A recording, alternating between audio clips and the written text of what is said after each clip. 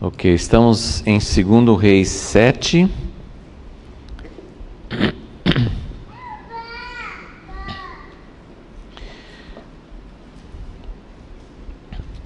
Essa história, já fizemos algumas menções da história dos leprosos, e é uma das histórias até mais conhecidas da vida de Eliseu. Lembrando então que o contexto é esse cerco que estava sendo feito à cidade de Samaria, produzindo essa fome aguda. E quando o rei ameaçou matar Eliseu por causa do que estava acontecendo, como se Eliseu fosse responsável por tudo aquilo, ao invés de falar alguma coisa sobre juízo, ou trazer uma mensagem dura da parte de Deus, o próprio Deus deu a Eliseu uma mensagem de libertação. Não porque o povo estava buscando, não porque o rei estava buscando, mas pela misericórdia de Deus. Então, só lembrando que os juízos de Deus são progressivos, sempre. Cada ação de Deus, seja através de meios naturais, como fome, como enchentes, como falta de chuva, qualquer circunstância que seja uma evidência de juízo de Deus, os juízos de Deus são progressivos. O que quer dizer isso? Deus não usa toda a capacidade dele de julgar um povo ou até um indivíduo. Deus não usa isso de uma vez. É lógico que tem muitas coisas que nós não conhecemos. Tem pessoas que morrem de uma hora para outra. Será que Deus estava avisando antes? Tem muitas coisas nos caminhos de Deus que a gente não conhece e que a gente não pode, talvez, dar uma explicação lógica. Mas, normalmente, Deus vai dando avisos, Deus vai tratando. E são progressivos no sentido, sim, de que se você não ouvir advertência, se você não receber alerta de Deus, então depois virá algo mais forte. Então, esse momento aqui na vida de Israel, esse cerco a Samaria, foi uma medida muito severa, porque muitas pessoas com certeza já estavam morrendo, e aconteceu essa história dramática com as duas mães que combinaram de comer os filhos respectivos. Então era uma situação muito, muito aguda, muito forte de juízo.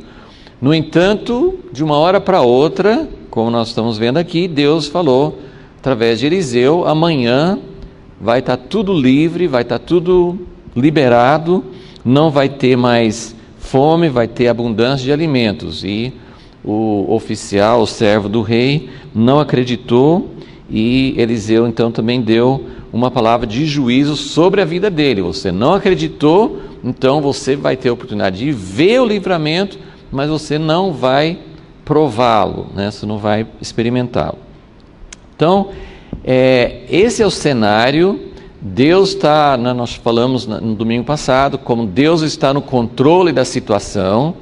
Não é o rei de Israel, não é o rei da Síria. Deus está no controle da situação, mesmo em situações como essa, em que o povo de Deus não está sendo fiel a Deus, que quando, por exemplo, Josafá busca a Deus, e Deus está ouvindo as orações, os clamores do rei, do povo de Israel, é um tipo de livramento. Agora, esse tipo de livramento não veio por causa de arrependimento. Esse livramento não veio porque o rei estava se colocando, ele estava com pano de saco, mas ele ainda não é uma pessoa, não chegou a esse ponto de se arrepender, de se colocar diante de Deus, na posição que Deus queria. No entanto, assim como Deus usa juízos progressivos para nos levar ao arrependimento, Ele vai fazer uma outra coisa aqui, também para dar uma chance de livramento. E eu quero que vocês vejam que nós, na nossa vida individual, nós também não percebemos muitas vezes a mão de Deus. quando Deus está permitindo que coisas difíceis, passamos por tribulações, por angústias, é mais comum. Geralmente nós buscamos mais a Deus quando as coisas começam a ir mal com a gente. Mas quando vem livramento, também é um momento em que nós devemos perguntar: Deus, o que o Senhor está fazendo comigo? O que o Senhor está querendo me falar? Porque nessa ocasião Deus vai dar um livramento, também era para que o povo se arrependesse, porque eles não tinham se arrependido até então. Então, tanto o juízo é para nos levar ao arrependimento, como também os livramentos. Em Romanos 2 fala assim: você não entende que a bondade de Deus te conduz ao arrependimento? Então, as provações, as tribulações servem para nos levar ao arrependimento, mas os livramentos também, né? A bondade de Deus também nos leva ao arrependimento. Como que Deus faz o livramento? Deus age de diversas formas. Em outras ocasiões, o exército do inimigo era derrotado porque um se virava contra o outro, os próprios inimigos se matavam, ou então Deus dava uma vitória tremenda. No caso de Ezequias, o anjo do Senhor saiu e matou um exército inteiro, mas nesse caso não houve morte do inimigo.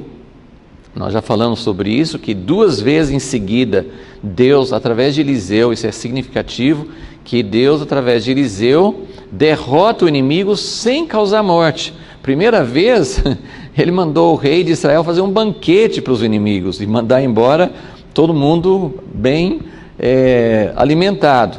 Agora, dessa vez, eles vão embora por causa de um barulho que eles escutam, né, achando que era um grande exército, e eles não tinham inimigo nenhum.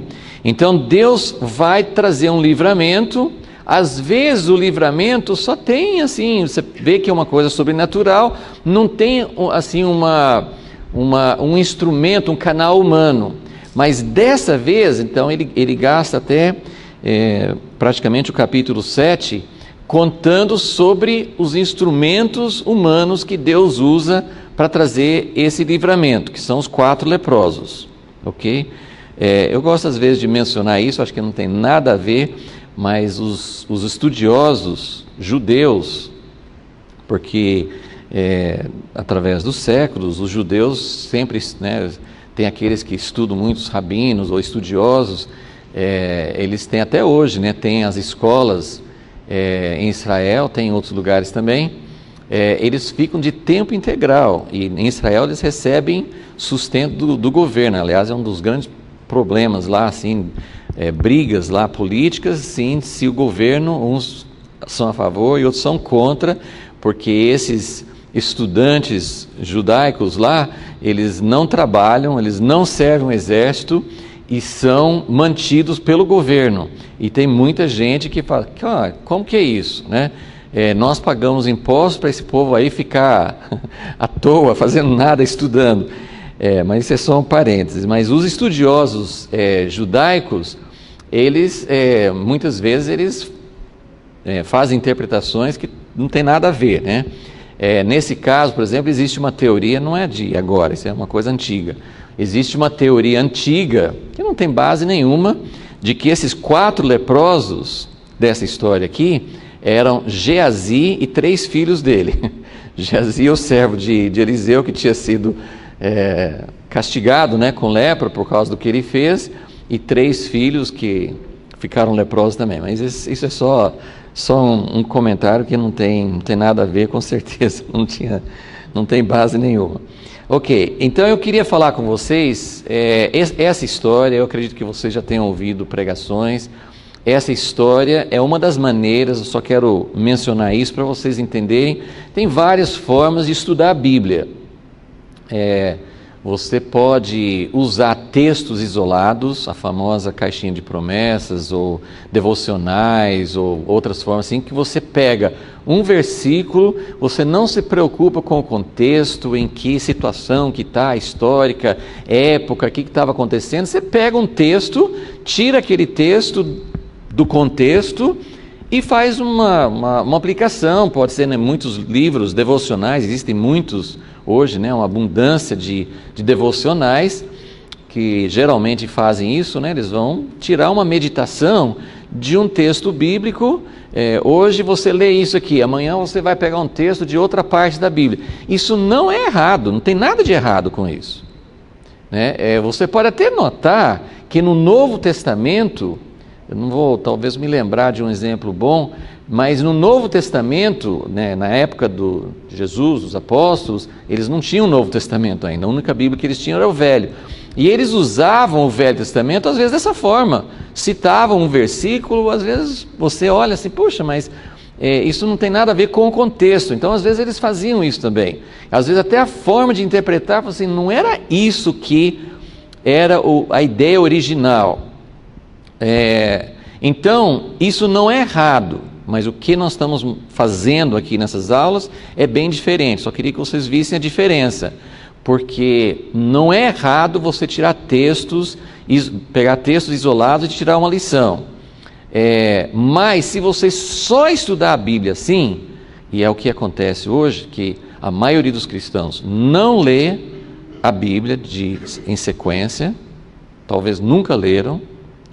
A maioria dos cristãos pega a Bíblia da prateleira, da estante, e vão para a igreja, voltam depois do culto, coloca lá na estante, fica lá até o próximo culto, quer dizer, não usam a Bíblia para leitura, talvez escutem alguma coisa, ou talvez também façam alguma leitura meio isolada durante a semana, né? Mas muitos, então, escutam uma pregação essa semana, depois vai escutar outra sobre outro assunto. Então, nada disso é errado. O errado é só fazer isso, é nunca ler a Bíblia na sequência, para entender a história, para entender o plano de Deus, né? Então é muito, muito importante a gente ver assim, essa outra maneira de enxergar a Bíblia, apesar da gente andar aqui bem devagarzinho, mas a ideia é vocês adquirirem, nós obtermos cada vez mais uma visão da Bíblia como um todo, né? Há um jogo de palavras em português para isso. Um texto fora do contexto serve para pretexto. Muito bom. Um texto fora do contexto serve de pretexto, né? Estou me lembrando também que tinha uma pessoa que recebia testemunho de Jeová, né? Batiam na porta, falavam, né, várias coisas que não são de acordo com a palavra de Deus, e ela tinha uma maneira muito boa assim de combater, assim. Ela não tinha grandes argumentos. Ela, quando alguém usava um texto bíblico para fazer um argumento com ela falava assim, peraí, vamos abrir a Bíblia, onde que você tirou esse texto? Aí ela lia alguns versículos antes e alguns versículos depois, e muitas vezes, só de fazer isso, ela mostrava que o que eles estavam falando era um pretexto, né? Era um texto fora do contexto. Mas, gente, é coisa muito séria, como dizem Oséias, meu povo está morrendo por falta de conhecimento, e essa falta de conhecimento hoje está num momento de abundância, de superabundância. Temos livros, temos pregações, temos fitas, temos igrejas em toda esquina, tem Bíblias de todas as traduções imagináveis, tem comentários, tem internet que você pode fazer tudo sem ter livro nenhum, não é? E não temos conhecimento do plano de Deus. Então, vai sempre o meu apelo, gente, nós precisamos conhecer a palavra de Deus como um todo, nós precisamos entender a sequência. Mas eu estou falando isso porque essa história dos 4 leprosos faz parte de um contexto. É importante entender por que Deus deu livramento para esses 4 leprosos. né? É mistério, a gente nunca vai conseguir sondar os caminhos de Deus. Por que Deus escolheu esses 4 leprosos? Eles eram pessoas que buscavam a Deus, eles eram pessoas, Deus olhou para eles e livrou porque eles estavam clamando a Deus. A história não mostra isso, mas essa história é uma das histórias que a gente precisa entender o que está acontecendo, mas é uma história que serve bastante para a gente olhar isoladamente, porque é uma história maravilhosa, tem lições tremendas para a gente entender, indiferente do contexto. Então, é um bom exemplo, assim, você pode pegar Davi e Golias sem pensar em nada sobre toda a extensão da vida de Davi e obter ali uma edificação muito grande. Mas sempre é importante, como nós estamos fazendo, de entender como um todo. Então vamos lá, nós estamos 2 Reis capítulo 7, então vamos examinar a história e ver o que Deus pode vivificar para nós. Então começa aqui no versículo 3. 4 homens leprosos estavam à entrada da porta, os quais disseram uns aos outros: para que estaremos nós aqui assentados até morrermos? Essa pergunta, eu acho que é uma pergunta fantástica, é uma pergunta que dá para a gente ficar pensando bastante. Eu já falei, acho que domingo passado, né, sobre as 3 opções que eles tinham, né? Mas a pergunta é importante: por que nós vamos ficar sentados aqui e deixar a morte chegar devagarzinho para nós? Por que nós vamos ficar aqui? Agora, por que nós vamos ficar aqui? Porque, assim, naturalmente falando, eles tinham toda a razão para ficar sentados ali. Quais eram as opções deles? Então, nós falamos domingo passado, mas vamos repetir. Quais eram as 3 opções? Ficar sentado mesmo, ou, se eles vão se levantar, para onde que eles podem ir? Veja bem, onde que eles estão mesmo? Onde que eles estão? Eles estão do lado de fora, né? É até interessante a gente pensar que o povo de Samaria, o rei de Samaria, eles estavam preocupados em guardar a lei de Deus. Mas essa parte, eles estavam guardando direitinho, leproso para fora, né? Eles não estavam guardando, acho que a grande maioria do resto das coisas que Deus mandou, eles não estavam guardando. Mas os leprosos ficavam do lado de fora, e isso fazia parte da lei de Deus. Pode parecer uma ordem muito cruel, eles já são doentes, eles têm que ficar de fora, mas Deus manda colocar para fora do arraial, fora do meio do povo, para não contaminar, porque essas coisas se alastram, né? Como colocar uma pessoa em quarentena, né? Isso precisa ficar isolado para não trazer problemas piores para outras pessoas. E já fizemos algumas semanas atrás, falamos um pouco mais sobre leproso. Leproso a lepra, né, é uma figura do pecado, então é algo que traz, era uma doença terrível. Eu geralmente comparo, não os sintomas, né, mas naquela época talvez seria o câncer de hoje, né, porque naquela época era assim, o leproso era que ia perdendo membros, ia perdendo partes do corpo, e hoje, né, o câncer que vai também tomando conta do organismo e vai trazendo morte. É uma coisa terrível, é uma doença que vem do inimigo, né, para matar, para destruir.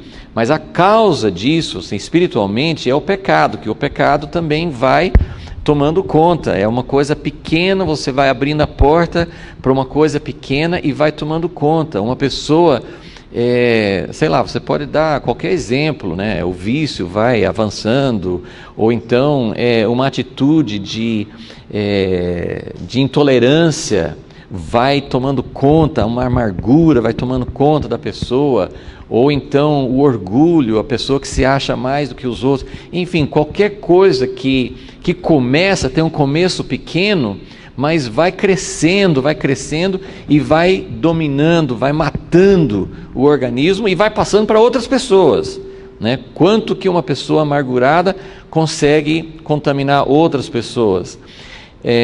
O espírito de arrogância, o espírito de superioridade, racismo, tantas coisas vão crescendo, vão alastrando, né?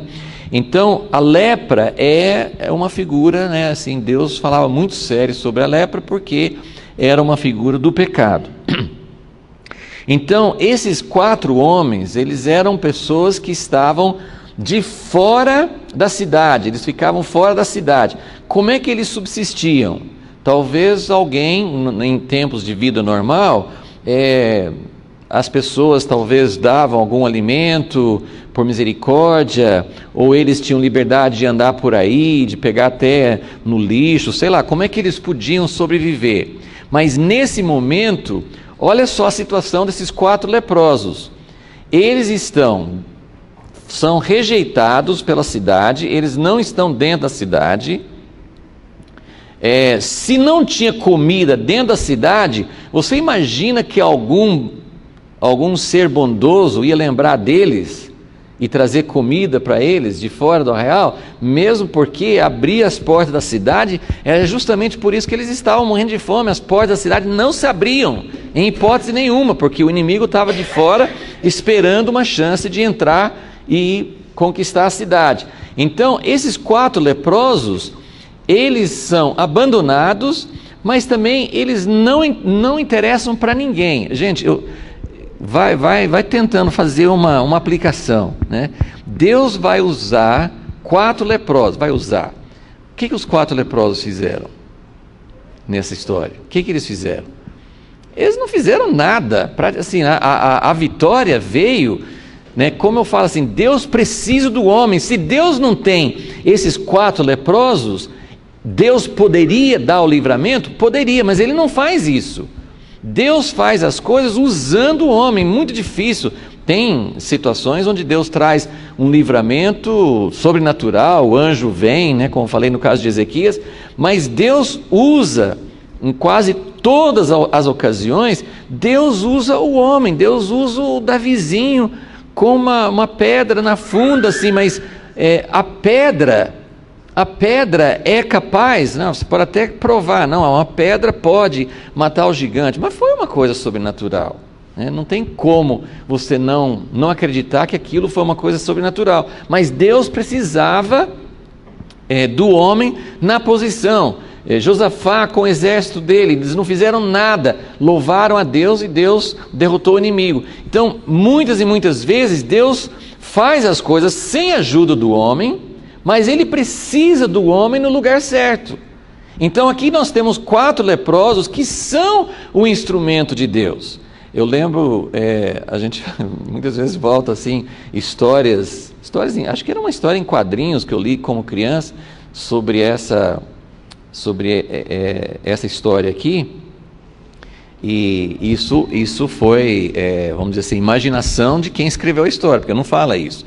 Mas eu lembro isso até hoje, né, que de acordo com aquela história que eu estava lendo, que os 4 leprosos andando, meio mancando em direção ao acampamento do inimigo, Deus fez os passos, Deus pegou, sabe, assim, você pegar um amplificador, você pegar o barulho deles andando assim, e amplificar 1000 vezes, assim, que Deus amplificou os passos deles andando em direção ao inimigo. Mas não é isso que diz aqui, mas pode ter sido, né? É interessante você pensar nisso, porque como eu estou dizendo assim, Deus usou os 4 leprosos, precisaram tomar uma decisão e começar a andar em direção ao acampamento. Deus precisa de alguma coisa. Então a grande pergunta, a grande questão que eu queria colocar para vocês nessa história é: 4 leprosos, pessoas rejeitadas, essas 4 pessoas estão expostas ao inimigo. O inimigo podia ter matado, mas os sírios não se interessavam pelos leprosos, nós vamos matar esses 4 leprosos e daí? Né? Então, eles não representam ameaça nenhuma. Eles não são uma ameaça para o inimigo. O povo deles também não está nem aí com eles. Eles são pessoas rejeitadas, são pessoas isoladas. Então, a primeira questão é: quem que Deus escolheu? Porque, vamos voltar a pensar, por isso que o contexto é importante. Vamos voltar a pensar, a cidade está nessa crise, chegou nesse ponto de uma mãe comer o filho da outra, né? As duas comeram, né? O filho de uma delas, né? E a outra não quis oferecer o dela. Chegou nesse ponto absurdo. O rei vai matar o profeta, porque o profeta é culpado de tudo isso. E o profeta, não como um escape, né? Você não tem a sensação de que Eliseu falou assim: Deus, o que eu faço agora? Como é que eu salvo minha vida? Como é que me dá uma palavra, me dá uma palavra? Não, Eliseu na história, ele está tranquilo, ele não está nem preocupado com o rei, se ele vai morrer, se não vai morrer. Mas ele dá uma palavra que o rei desistiu de matá-lo, né? Que ele fala: amanhã, né, em 24 horas, vocês vão ter abundância de comida. Mas como que vai acontecer isso? Eliseu vai dormir? Acho que ele não sabe como é que vai acontecer. O rei vai dormir, todo mundo vai nessa noite, porque os 4 leprosos eles vão visitar o acampamento dos sírios à noite, no crepúsculo. Então, nessa noite, ninguém está preocupado, assim, ninguém sabe o que vai acontecer, mas houve uma palavra de que no outro dia teria abundância. Como é que vai acontecer isso? Então, aí nós vemos os 4 leprosos. O instrumento que Deus usa são essas pessoas. Então, primeiro, eu vou falar um pouquinho mais sobre eles, mas são 2 aspectos aqui que eu quero que vocês vejam. Primeiro, quem são as pessoas? São 4 leprosos. Quem são leprosos? São pessoas rejeitadas, são pessoas que simbolizam pessoas que estão nessa situação. Na realidade, essas pessoas não são pessoas piores do que as outras, mas na figura, na simbologia, são pessoas que representam pessoas pecadoras. Na verdade, elas não são piores do que as outras. Diante de Deus, todos nós somos leprosos. Ok, gente? Todos nós somos leprosos. Mas essas pessoas estavam com a evidência disso. São pessoas que estão mostrando, que estão representando na vida real a situação dramática de pessoas que que chegaram nesse estado por causa do pecado. Então o pecado vai tendo efeito na nossa vida até chegar a esse ponto, e por isso que a gente não pode por um instante tolerar o pecado na nossa vida, porque o pecado é como o câncer, ele vai comendo, ele vai apodrecendo, ele vai contaminando. Então essas são pessoas nesse estado, são pessoas que chegaram a um ponto de degradação por causa do efeito do pecado na vida deles. Então, essas são as pessoas que Deus está usando. Acho que a primeira coisa que ressalta para nós nessa história. E a segunda coisa é essa pergunta que eles fazem: por que nós vamos ficar sentados aqui? Então, vamos voltar às 3 opções. Ficar sentado mesmo, que eles estão perguntando por que nós vamos ficar sentados. Nós vamos ficar sentados aqui. A maioria das pessoas assim, vão ficar sentados aqui porque se a gente for para dentro da cidade de Samaria, as pessoas vão... Ai, que coisa horrível! Né? Deve ser, acho que um dos piores sofrimentos do leproso naquele tempo é que eles tinham que usar até uma faixa imundo, eles tinham que gritar para todo mundo: não chegue perto de mim. Vocês já imaginaram isso? O que é uma pessoa tem que ser assim, ser tratado com repugnância por familiares, por amigos, por todo mundo. Então, se eles fossem para dentro da cidade, seria uma experiência ruim, e além do mais, não tinha comida dentro da cidade. Então, para que eles vão ir para a cidade? Então, eles colocaram assim: opção 1, ficar sentado aqui, morte. Opção 2, se eles conseguirem, a porta estava fechada, não sei nem como é que eles iam entrar na cidade. Talvez eles iam bater na porta e falar assim: ô porteiro, sou eu, o leproso. Mas também o porteiro acho que não ia abrir para eles. Então, como é que eles iam entrar na cidade? Não sei, mas estava fora de cogitação, porque ia ser uma coisa muito ruim ser tratado com desprezo, com repugnância pelas pessoas, e não tinha porquê, não tinha comida. Então, morte certa também. Então, morte certa na opção 1, morte certa na opção 2. Opção 3, vamos lá para o acampamento dos sírios. Aí nós temos 50% ou mais de chance de sermos mortos também. Nós temos uma grande chance de sermos mortos ali também. Mas tem uma chance de não morrer. Então, por que nós vamos ficar parados? Então, essa pergunta é uma pergunta muito séria, e eu vou voltar nela daqui um pouquinho, mas antes eu queria só ler um texto, talvez 1 ou 2, primeiro em 1 Coríntios 1, eu queria que vocês vissem como Deus ama. E isso até dói para a gente falar isso, porque isso é duro para a gente passar por essas coisas. Mas Deus ama situações impossíveis. Deus ama. Você pode ler a Bíblia, você vai encontrar isso vez após vez. E quando o negócio está ruim e pode piorar mais um pouquinho, como quando Lázaro estava doente, né? Falaram com Jesus: seu amigo Lázaro está doente. Não chegou no ponto que Deus quer ainda, né? Vou esperar mais um pouquinho, né? A coisa pode ficar pior, né?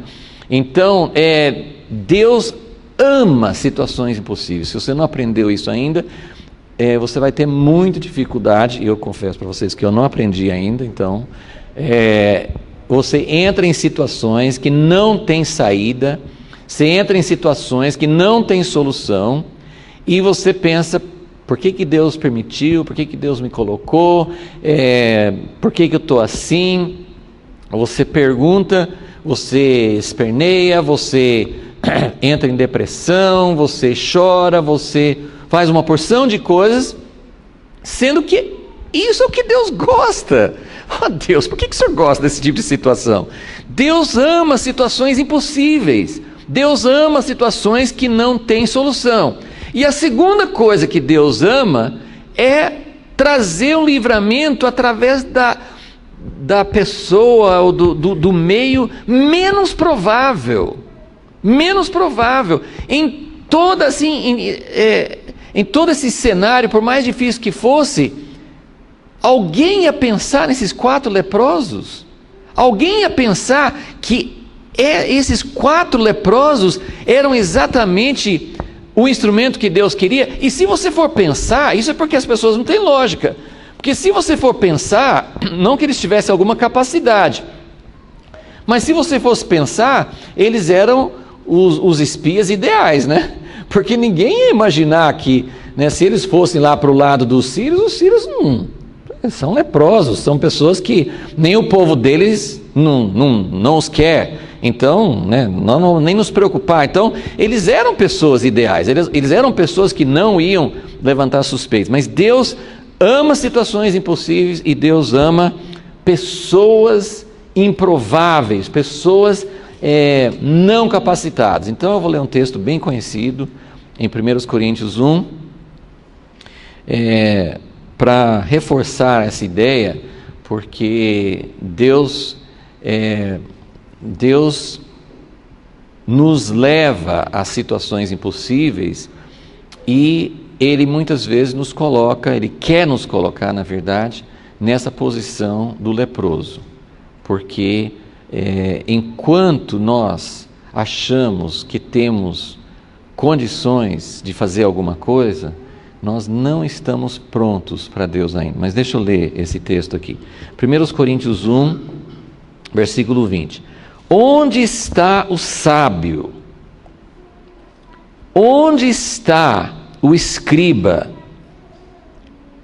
Onde o inquiridor deste século não tornou Deus louca a sabedoria deste mundo? Visto como, na sabedoria de Deus, o mundo não conheceu a Deus por sua própria sabedoria, aprove a Deus salvar os crentes pela loucura da pregação. Então ele está desenvolvendo uma ideia aqui de que Deus não usa os sábios, Deus não usa os entendidos, Ele não usa a nossa inteligência natural, Ele quer chegar, Deus quer que nós cheguemos a essa posição de não ter recursos próprios. 22, os judeus pedem sinal. Os judeus eles eram convencidos pelo sobrenatural, por um sinal, por uma... E até hoje nós temos pessoas que são mais tocadas pelo sobrenatural e pessoas que são mais tocadas pela razão, pelo conteúdo. Então, os judeus pedem sinal, os gregos buscam sabedoria. Mas nós pregamos a Cristo crucificado, escândalo para os judeus, que para o judeu alguém pregado numa cruz é como leproso. Uma pessoa pregada na cruz, a lei fala, maldito seja aquele que está sobre a cruz, e eles não podiam ter essa pessoa no meio deles, tinham que tirar para fora como leproso. Então Jesus na cruz era um escândalo para os judeus e loucura para os gregos, mas para os que são chamados, tanto judeus como gregos, pregamos a Cristo, poder de Deus e sabedoria de Deus. Pois a loucura de Deus é mais sábia do que os homens, e a fraqueza de Deus é mais forte do que os homens. Ora, vede, irmãos, a vossa vocação, que não são muitos os sábios segundo a carne, nem muitos os poderosos, nem muitos os nobres que são chamados. Então ele diz assim, olha, vocês podem observar, não são muitas pessoas capacitadas, inteligentes, de alta posição social, etc, etc. Não são muitas essas pessoas que são chamadas.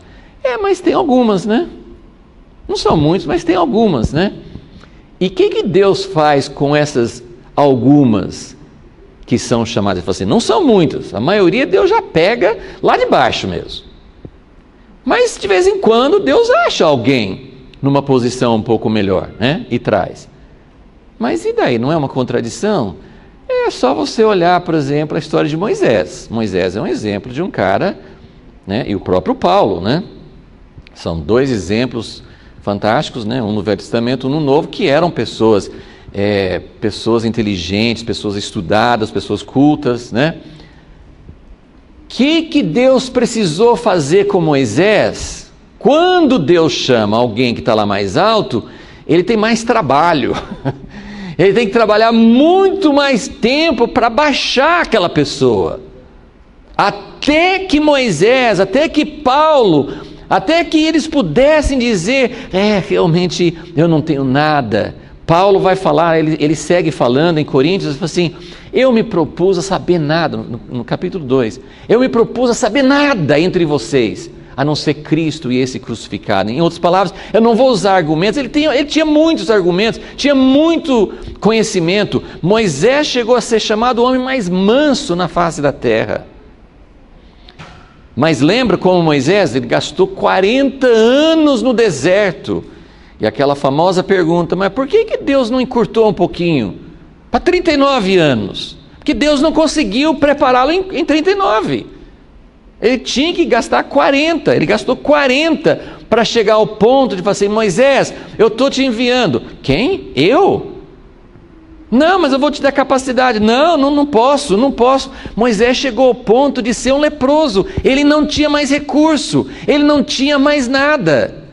E Deus até mostrou para ele um dos sinais, lá no Monte Sinai, põe sua mão no seu peito, e tirou, e era leprosa a mão dele.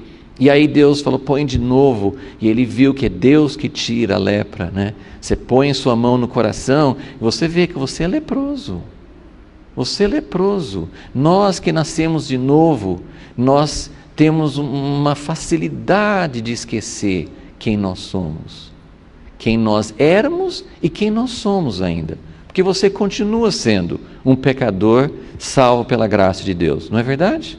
Você continua sendo. Eu sou salvo, fui lavado pelo sangue de Jesus. Isso me torna melhor do que alguém que não aceitou Jesus? Não me torna melhor. Eu não sou melhor, eu não tenho um coração melhor, eu não sou mais santo, eu não sou mais nada. Eu sou um leproso. Eu preciso ser lembrado disso continuamente. Pelo que eu leio no Apocalipse, até na eternidade, nós vamos continuamente ver Jesus como o Cordeiro que havia sido morto. Nós vamos olhar para Jesus, nós vamos lembrar o que Ele sofreu por causa do que eu fiz. Nós vamos lembrar disso. Então nós nunca podemos esquecer, nunca nós podemos esquecer quem nós somos diante de Deus. Então não são muitos os poderosos, não são muitos os sábios, alguns Deus pega, mas vai dar um trabalho para Deus, vai dar um trabalho para Ele colocar numa posição onde Ele pode usar, porque a maioria de nós nunca chega, infelizmente, ao lugar onde Deus pode usar, porque nós nos apegamos a nossa sabedoria, nos apegamos à nossa justiça, nos apegamos à nossa capacidade. Então, não são muitos, mas versículo 28 diz, 27, mas Deus escolheu as coisas loucas deste mundo para confundir as sábias. Deus escolheu as coisas fracas deste mundo para confundir as fortes. Esta é a glória de Deus, é usar o fraco para confundir o forte. Vocês entenderam? Deus usa o fraco, Deus usa aquilo que não é, Deus usa o impuro, desde que o impuro se coloque diante de Deus para ser purificado. Mas Deus usa as coisas fracas, as coisas vis, as coisas impuras, para confundir aqueles que se acham fortes. Versículo 28, Deus escolheu as coisas vis. Você viu essa palavra? Deus escolheu as coisas vis deste mundo, as desprezíveis. Vocês estão entendendo? São os leprosos. São os leprosos, são aqueles que são rejeitados, são aqueles que são considerados simplesmente a escória. As que não são, para aniquilar as que são, para que ninguém se glorie perante Ele. Então, eu só queria ler esse texto. Eu agora quero que vocês vão comigo, me acompanhem para 2 Coríntios 1 também.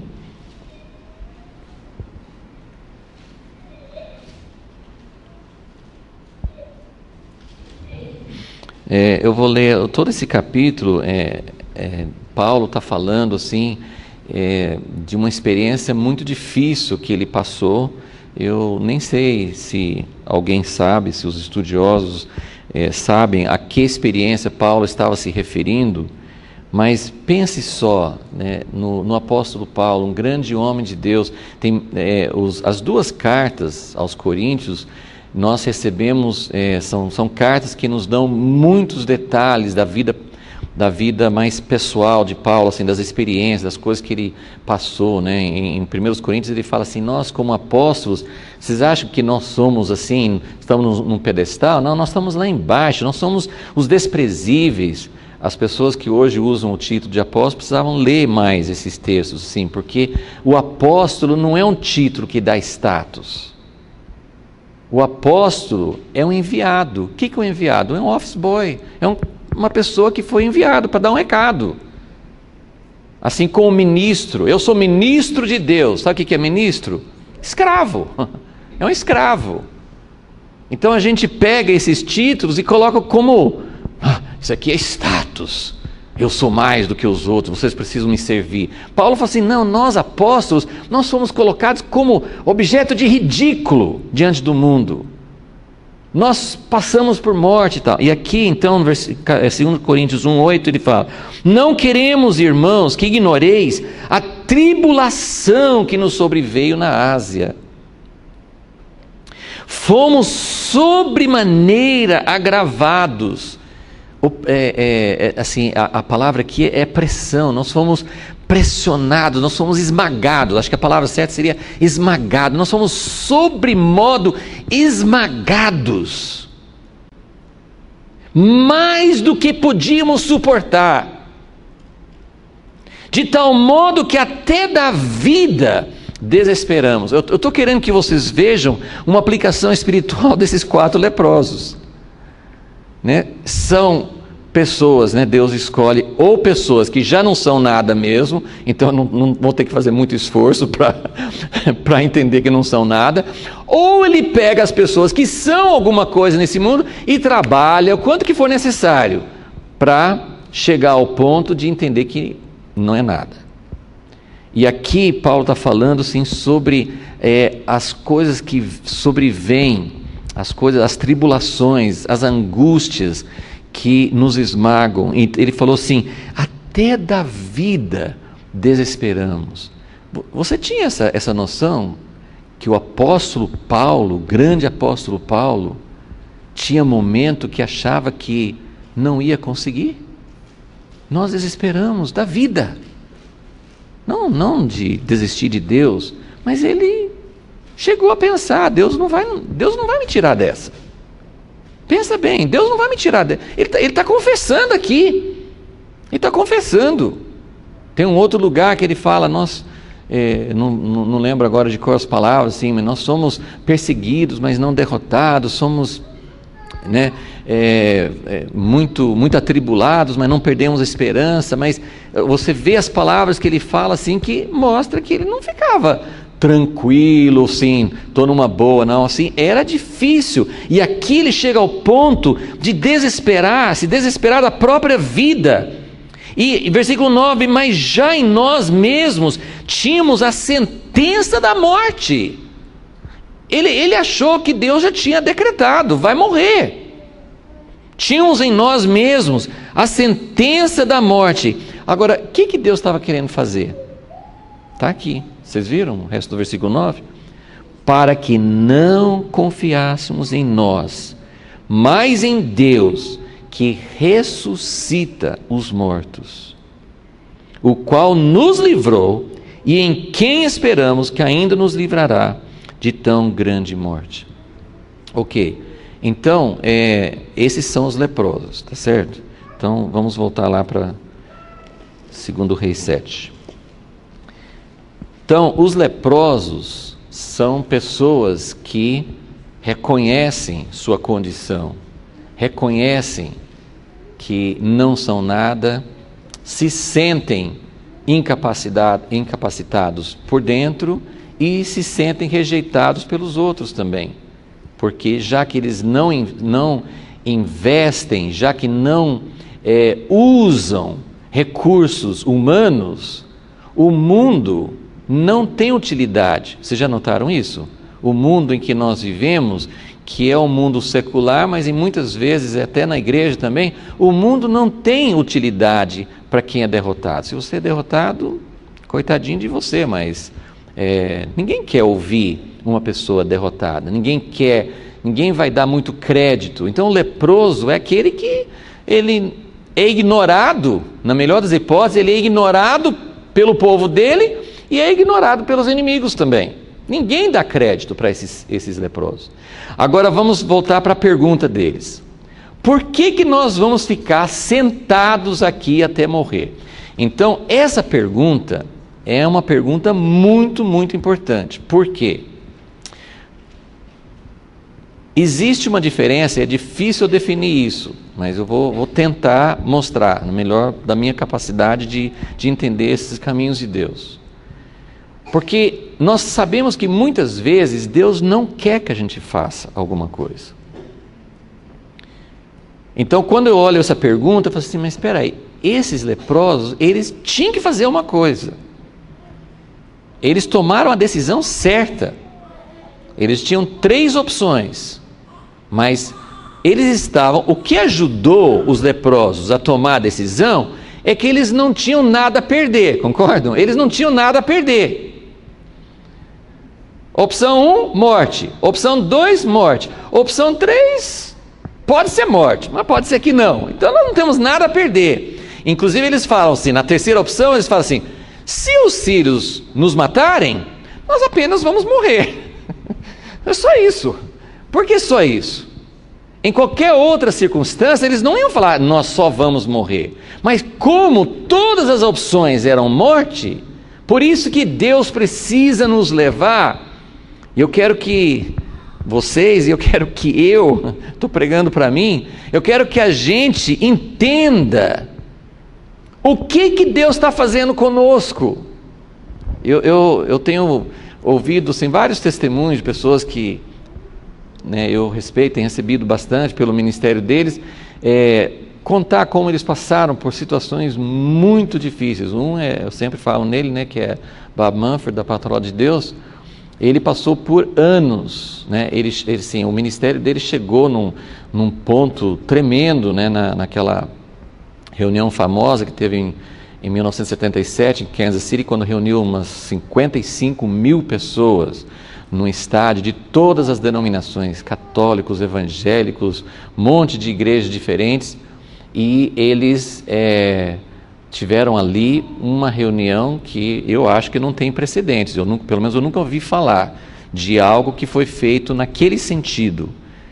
E foi assim, né? Tem um videozinho, né, que se você pode achar no YouTube com legenda e tudo, que alguns minutos eles pegaram algumas partes dessa reunião. É uma coisa assim que você sente o poder de Deus só de assistir aquele YouTube lá, aquele videozinho.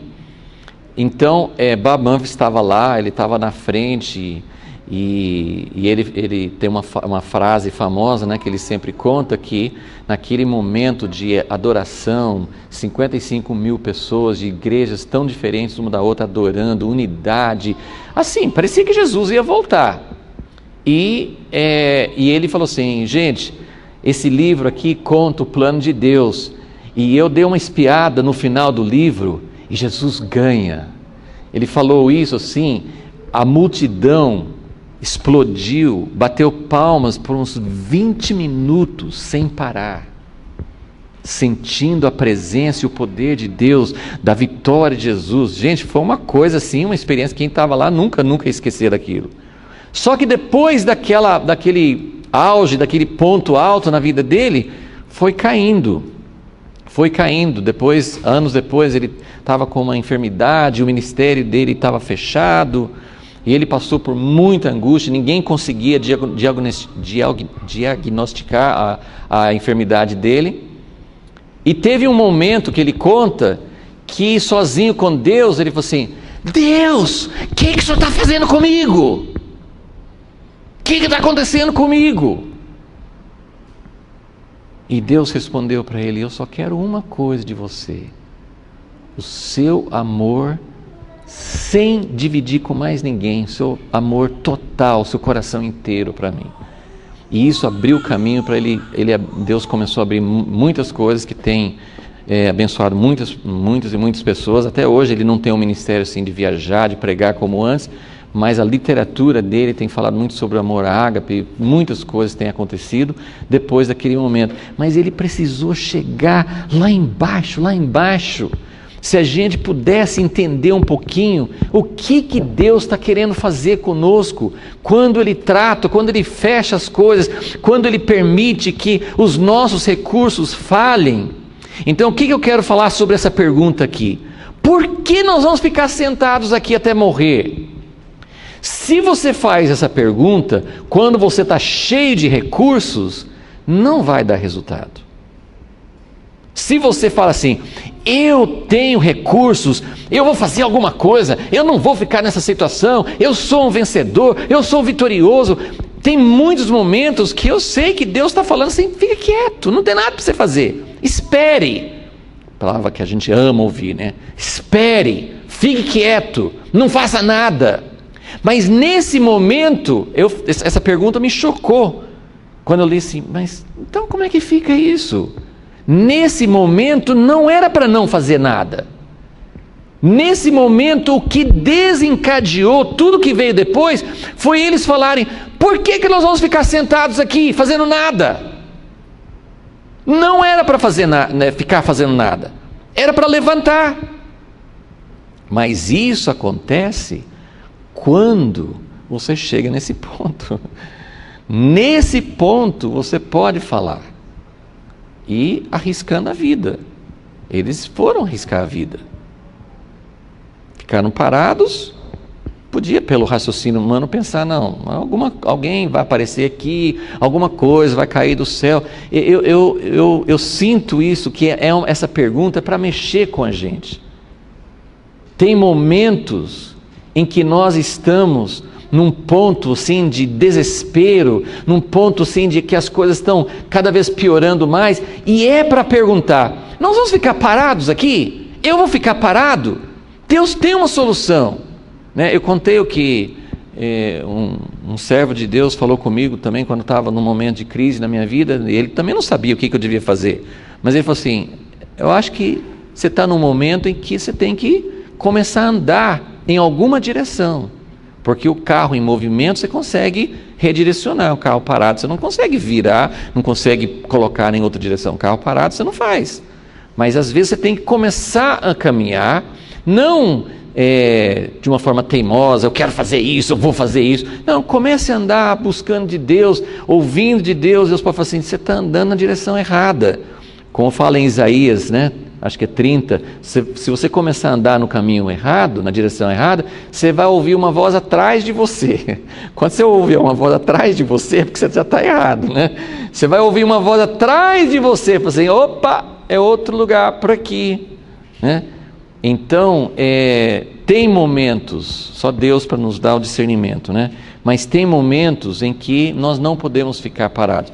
Uma passagem não é talvez tão paralela, mas tem uma expressão semelhante, é a história do filho pródigo, né? Quando Jesus contou a história do filho pródigo na parábola, ele sai de casa, o pai dá toda a herança para ele desperdiça tudo, vive no pecado, depois ele começa a descer, cair, e aí ele chega nesse ponto da sentença de morte. Eu queria que vocês entendessem, lógico que Deus vai estar fazendo isso progressivamente na nossa vida, a sentença de morte, o ponto de desespero, o ponto de gritar: Deus, o que o Senhor está fazendo comigo? Isso não é uma coisa que a gente consegue produzir, isso é uma coisa que Deus faz na nossa vida. Mas quando chega nesse ponto, então o filho pródigo, ele estava no pecado mesmo, né? Então ele chegou lá embaixo, e aí a Bíblia usa, se fosse hoje, ia falar assim: quando caiu a ficha, né? Porque fala assim, quando ele caiu em si, né? No texto, né? Ele caiu em si, o que era? Caiu a ficha. O que eu estou fazendo aqui? Sendo que na casa de meu pai tem tudo, eu estou passando falta aqui, mas eu não posso voltar para lá porque eu estraguei tudo, pisei na bola, fui totalmente errado.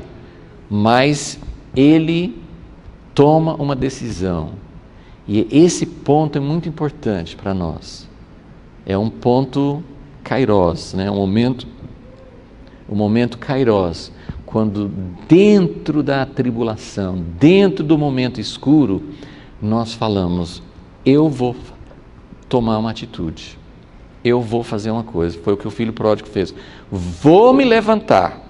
Então, isso que eles falaram: eu preciso me levantar, eu preciso andar numa direção.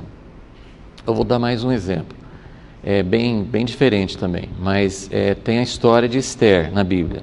O livro de Esther conta a história dela, vocês lembram, então só vou pegar um momento crucial, né, um momento central até da decisão dela. Foi, ela já era rainha, e aquele homem, Amã, tramou, fez um plano para matar todos os judeus. E aí o primo dela, né, Mordecai, manda falar com ela que ela precisa tomar uma atitude. Ela precisa tomar uma atitude, ela precisa fazer alguma coisa. Então ela fala assim, mas eu não posso. Faz dias que o rei não me chama, e se eu entrar sem ser convidada, eu posso morrer. E aí o primo responde para ela, você está achando que você não vai morrer de qualquer jeito? Se o plano dele se concretizar, você vai morrer. E outra coisa, Deus é fiel, Ele vai dar livramento para o povo. Mas se não for através de você, vai ser através de outra pessoa. Então, pense no que você vai fazer. Aí ela fala assim, vou me levantar, vou entrar na presença do rei, e se eu morrer, que eu morra. O que eu estou querendo falar? Assim, que essa história parece meio diferente das outras, mas o que eu estou querendo dizer? É um ponto de desespero, um ponto de morte. Quando ela entendeu que é ou morrer, ela falou assim, bom, eu vou agir. E é difícil a gente chegar nesse ponto. Difícil a gente entender que se nós ficarmos, depende da situação, né? Mas se nós ficarmos parados, se nós ficarmos aqui sentados, nós vamos morrer. E além disso, os leprosos, nessa história dos leprosos, não fala sobre isso com eles. Mas se eles ficassem parados, nós sabemos que eles iam morrer. E Deus é fiel, Ele poderia achar outra pessoa, mas vamos dizer assim, se eles não fossem obedientes a Deus, toda aquela cidade poderia padecer, porque eles não foram fiéis. Quantas coisas pequenas. Veja bem, os 4 leprosos, na próxima aula a gente vai ter que continuar, mas os 4 leprosos, quando eles foram em direção ao acampamento, eles não estavam pensando, ó Deus, me use para salvar a cidade de Samaria. Eles não estavam falando isso. Eles foram acordar para isso depois que eles já tinham comido, bebido, estavam com a barriga cheia. Espera aí, o que nós estamos fazendo aqui? Então esse é o outro ponto que nós vamos ver depois.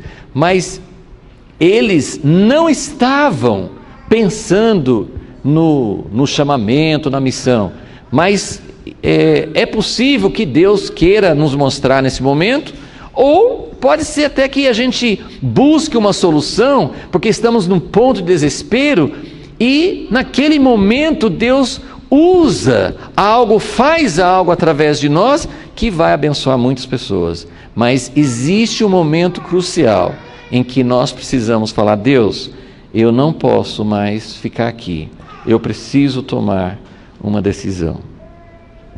Ok, vamos orar. Senhor, nós sabemos que só o Senhor pode aplicar isso na vida de cada pessoa. Ó Deus, primeiro só o Senhor pode nos levar a esse ponto de desespero, a esse ponto de saber que não tem solução humana. Ó Deus, às vezes nós pensamos que já passamos por coisas assim, mas nós ainda temos muitos recursos. E o Senhor não nos proíbe de usar recursos. Às vezes nós temos um dinheiro para nos tirar de uma situação complicada, ou recursos de medicina, enfim, tem recursos que podem nos tirar de uma situação de crise, uma situação de tribulação. Mas existem situações em que o Senhor nos coloca e que não tem uma solução humana. Por mais que nós pensemos, por mais que nós analisemos, não existe uma solução no nosso horizonte. E o Senhor está querendo isso. É difícil nós admitirmos isso. Repreendemos o diabo, oramos, esperneamos, queremos sair disso por nossos próprios recursos, mas às vezes é o Senhor que está nos colocando ali para nos ensinar qual é a verdadeira saída, porque o Senhor tem uma saída que é a verdadeira solução.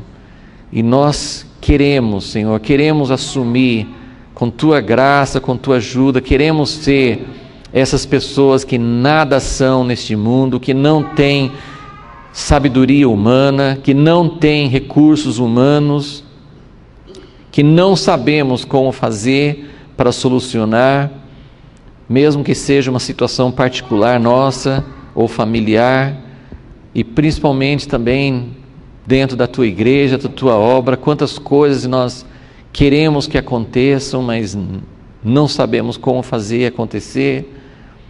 Muitas vezes nós temos que realmente parar com nossas atividades naturais, não usar nossos recursos, esperar que chegue nesse ponto, sermos esmagados pela situação, e até que chegue a hora que o Senhor fale: eu tenho a verdadeira solução. Ajuda-nos a encontrar isso, Senhor, mais rápido.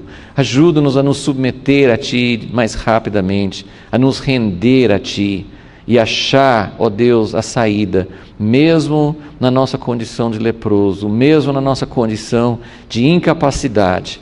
Ó Deus, abre os nossos olhos e ajuda-nos a fazer essa pergunta, mas a pergunta do jeito que o Senhor quer e na hora que o Senhor quer. Por que vamos ficar parados aqui?